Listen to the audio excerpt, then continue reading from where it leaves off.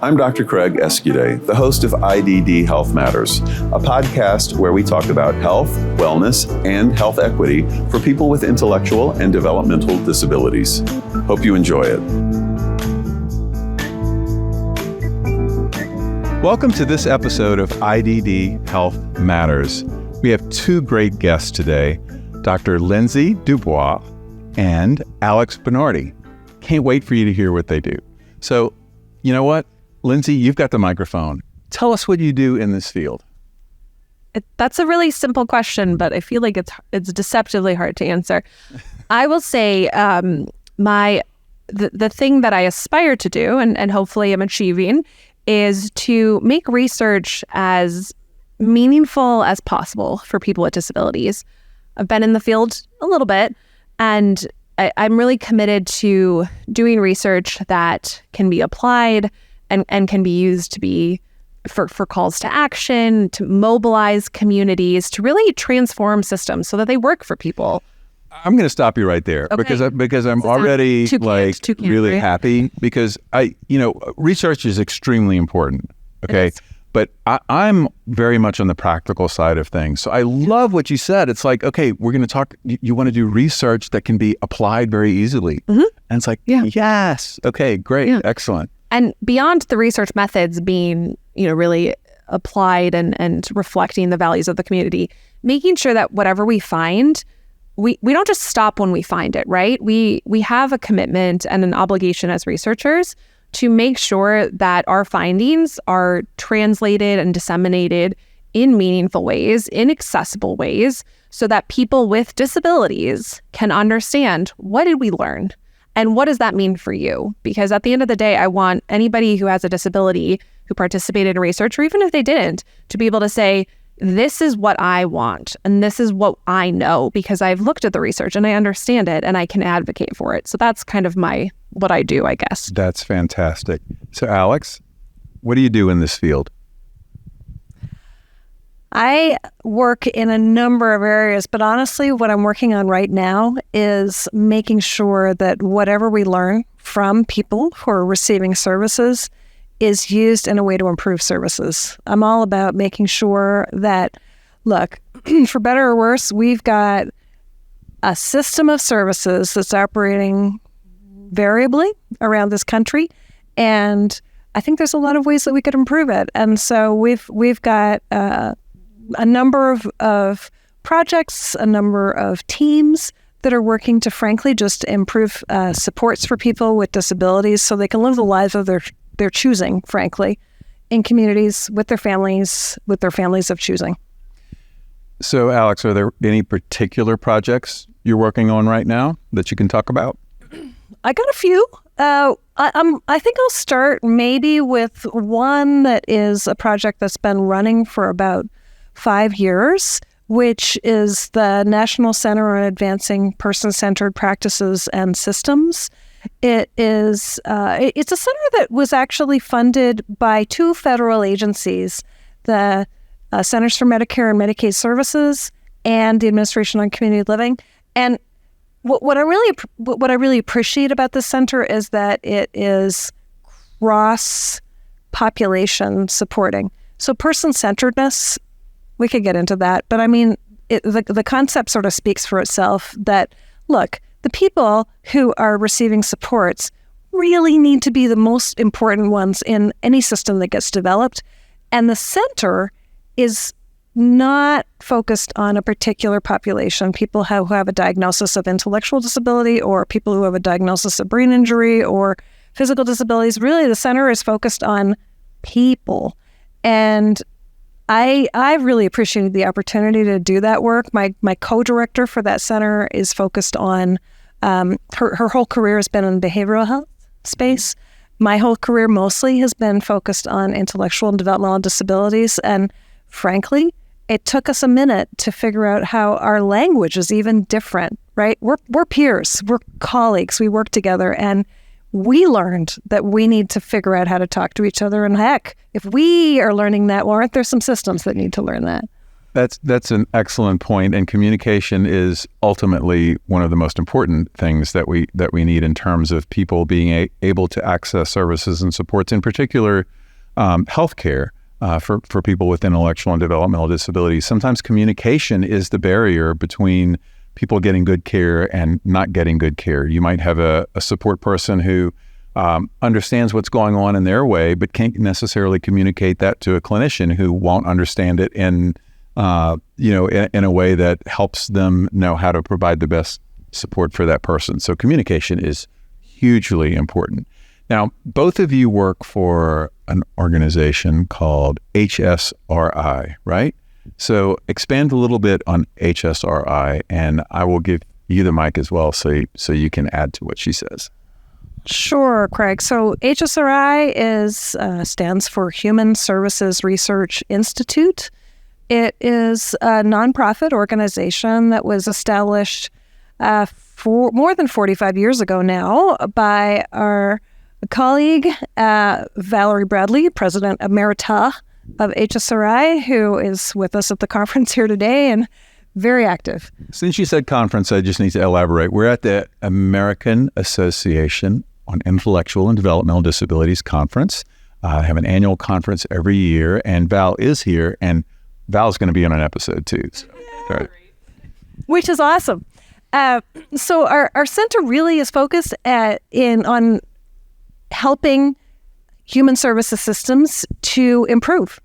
And starting from, well, you'll have to wait to hear from Val about the whole story, but starting from work, particularly in the intellectual and developmental disabilities field, the center really has grown to include a lot of community-based supports focusing on people with behavioral health support needs, population health, a lot of ways to use data, frankly, to improve supports. And I will say one of the real important projects that got started, well, more than 25 years ago through HSRI was National Core Indicators. And it's the second one I wanted to mention because it is taking what is information collected directly from people who are receiving supports to hear about their own experiences and outcomes as a way to feed that back to the service systems so that they can improve. We can collect as much information as you need about dollars spent on services or amounts of services provided in 15-minute increments. That's important. And it's important to hear from people's experience. And that is an entire survey program which has been pretty powerful in terms of helping to inform service systems in intellectual developmental disability space and also now aging and disability supports. Yeah, and Alex gave a great overview. The thing that I guess I would add is,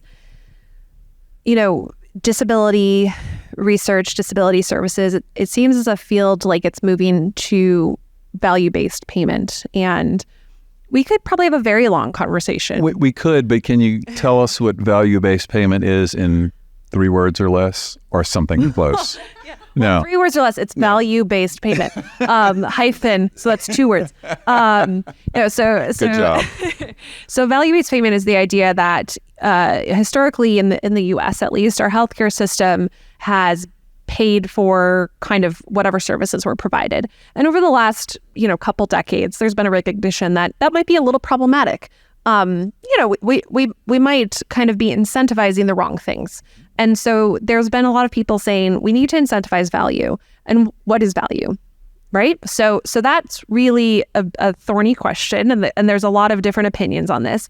But one of the things that I think HSRI does really well is we look at value and what are the people who receive these services saying? And that's exactly what Alex was talking about. Indicators really help identify that. I mean, exactly. I want you to finish your thought, but I want to go back to NCI in a little bit and talk about the actual process of that. Yep. I think it's pretty interesting. Yeah. Go ahead. Yeah. And so just with the idea of value-based payment and, intellectual and developmental disability service systems are kind of the last frontier, quote unquote, as others have said, when it comes to value-based payment. So in the U.S., most health payment structures have shifted to a value-based system. And IDD has not, because we've really, as a society, struggled to define quality. Yeah, that's what you said earlier. At first, we have to define what is value, what is valued in the system. Yeah, and that really comes down to the people who receive services, what matters to them. So one of the things that I think sets HSRI apart, and it makes them a trailblazer, is how they've pioneered with states and with people with intellectual disabilities what quality looks like and how we should measure quality. And I think that's a really innovative approach to research that HSRI has. I have to say I would second that. And it's very related to person-centeredness, where you actually put the person and their wants and desires and what's important in their life as a priority as to how you evaluate services and supports and figure out what value is. Absolutely. Yeah, it seems so simple, right? But yet, it's a relatively new, simple and hard. at the same time. So, Alex, tell us more about NCI, how that works. How do you find out this information from people with disabilities? Oh, sure. So, National Core Indicators really was designed initially with a survey that was designed for face-to-face conversations with people who are receiving supports from their state agency. And I'll expand. I mean, it started with intellectual and developmental disabilities, and now surveys are expanded to include people with aging support needs and physical disabilities. It is an interviewer. A trained interviewer comes and arranges through their state agency. The state agency supports the contacts, and it really ultimately ends up in a conversation, which can happen either face-to-face, in person, like we're doing, or now we also can do virtual interviewing. And the survey is designed as a conversation. It is designed not as your most typical survey where people are being forced among response options. Surveyors are really trained to listen hard and then to code the responses, because ultimately, we got to end up with some data that we can analyze. But in the meantime, this is really important to hear from people about their own experiences. And we've learned through now decades of experiences, interviews with people with intellectual developmental disabilities and other disabilities, that the rich data comes when you have it in a conversation format, when you can really hear people, when you can let people flow a little bit in their conversation about what matters to them. Yeah, like when we sit here and just talk about what you do in a podcast episode, right? Yeah, pretty much. That to say, the survey itself is really structured around a whole lot of very important life domains, which people told us in the survey design are important to them, right? And it includes health, safety, sure, that's pretty foundational, and having a meaningful life, and having opportunities for employment, and having friends, having relationships, experiences of loneliness, or, the real rich family experiences people have, getting out in the community, the opportunity to make choices. I mean, there's a whole lot in that survey. And those are the same things that everybody wants. Well, aren't they? Yeah. Imagine that. People with disabilities are kind of the same as people. Indeed. Yeah. Novel concept, right? Yeah. Well, so, all right, you have talked about things that you do. Now I want to talk about who you are. All right. So how did you get into this field? How did you become interested in working in this field? Well, I guess I traveled through a path that I think you've probably heard from a bunch of people. I, having graduated from college, spent 1 year plus working as a direct support professional while I was applying for grad school, and I ended up applying for grad school and became an occupational therapist. What really brought me into this field, truthfully, was I had a scholarship opportunity, which came with a 2-year work requirement with the New York City Board of Education, where I was working in a specialized public school, PS 79, with children aged 5 to 22, so children and young adults, all with pretty significant disability and support needs. It was a school in which we had, I think there were about 200 children attending, young people attending, and 250 staff. So we add up all the therapists and all the one-to-one support providers and teachers, and it was a pretty amazing place to learn after graduating. At the same time, the school day was pretty short. I was out of school at 3:00, and I was able to pick up some opportunities working in early intervention locally around the school, and also in group homes with adults who had been part of the Willowbrook class, actually, in New York City, and were living in group homes. Some were aging. So reflecting back now, I can recognize, holy cow, I was having this lifespan experience, and I didn't even know it, right? I was an occupational therapist. I was just doing what I did, right? OT is going to OT.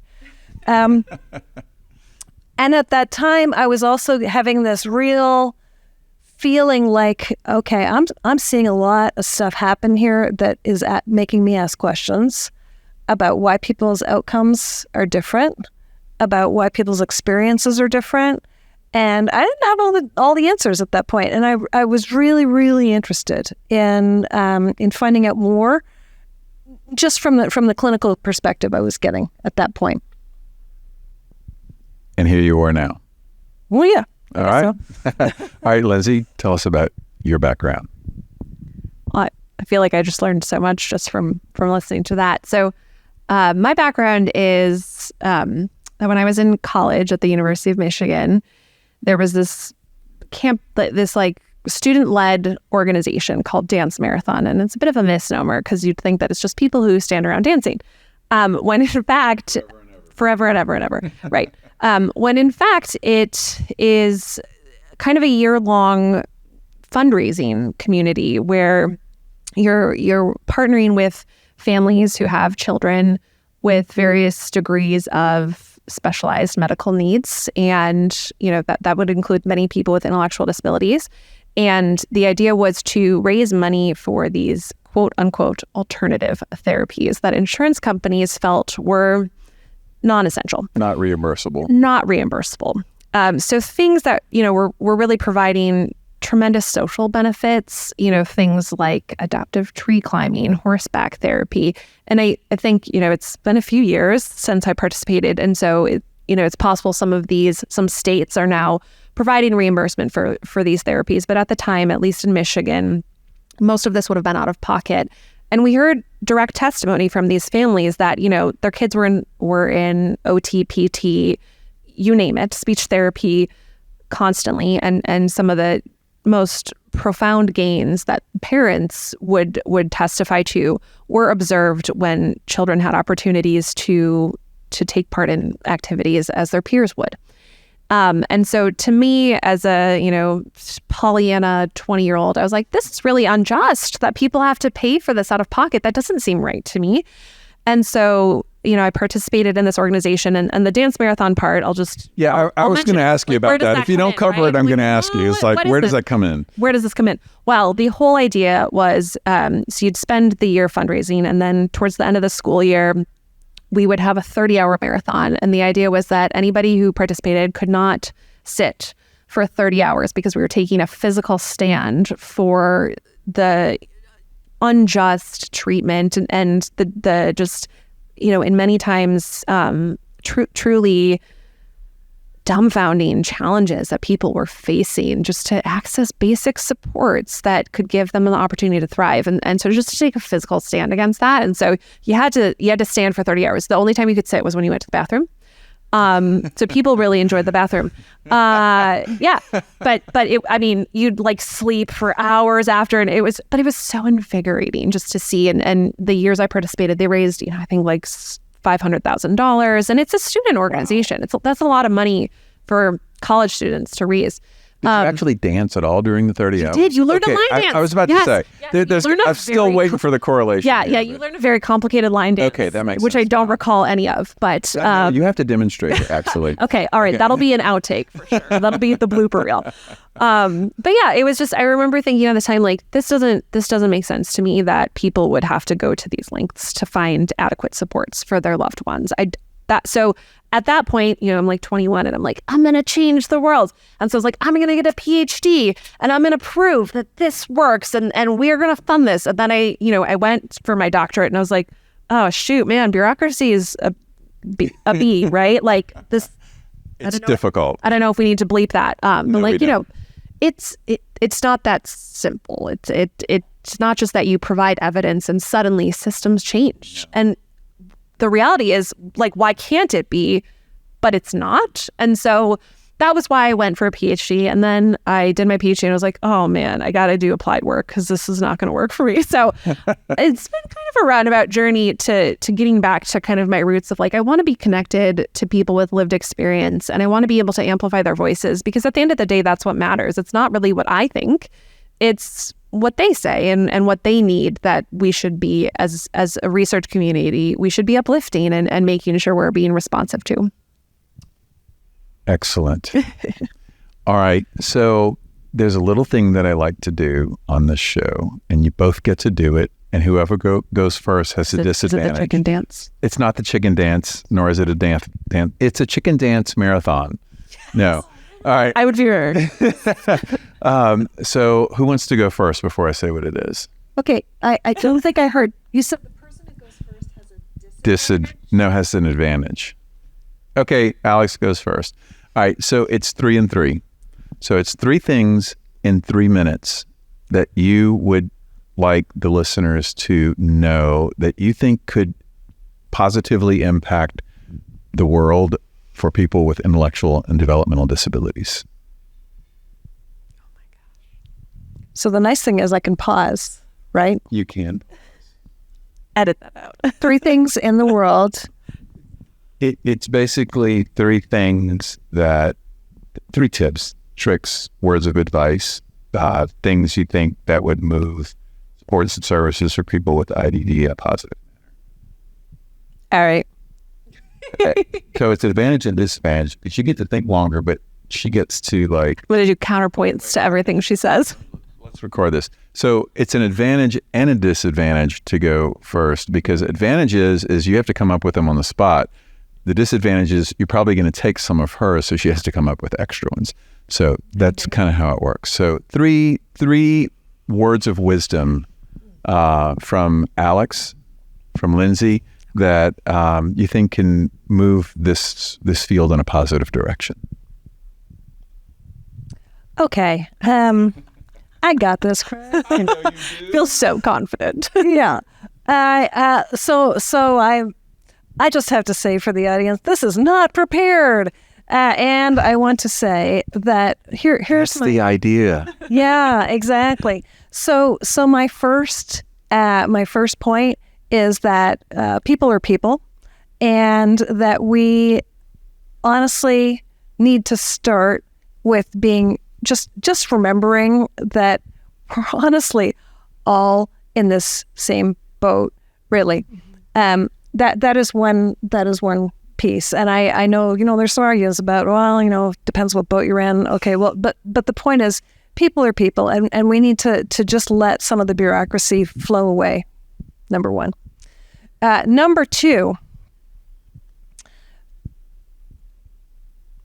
correlation is not causation. And I'm not going to go on about that because I'll give Lindsay an opportunity. Oh, I was going to say you should go on just a tad just to explain it. If you don't want to go on about it, you can let Lindsay talk more. But what does that mean exactly? So here's the thing, Craig. I am not going to go on about it because one of the beauties of the position I find myself in. I mean, I stopped in my story about deciding I was going to be an occupational therapist and had questions. Well, a lot of what happened was I moved on and ended up hanging out with a whole lot of very, very smart, brilliant, dedicated methodologists, researchers, scientists, statisticians, and was lucky enough to have those opportunities through my work. And so I'm the one who's saying correlation does not equal causation. Well, I think there's a lot that comes under that, but I actually want to attribute that to the smart people I've hung out with, and Lindsay's one of them. So I'm going to say that. So that's my number 2. My number 3 is it's kind of a mantra of mine, and this is in order to make things better for people with disabilities. Work hard and be helpful. You have to find the places where you can be most helpful and step in. This, you don't need to think too hard, but there are so many places to step in that with some information, do no harm still, but step in, be helpful, and I think that can change things. Great 3 things. Okay, Lindsay, you're up. Well, as you just said, I'm up. Literally everything I thought has left my brain. You stumped her good. Good job.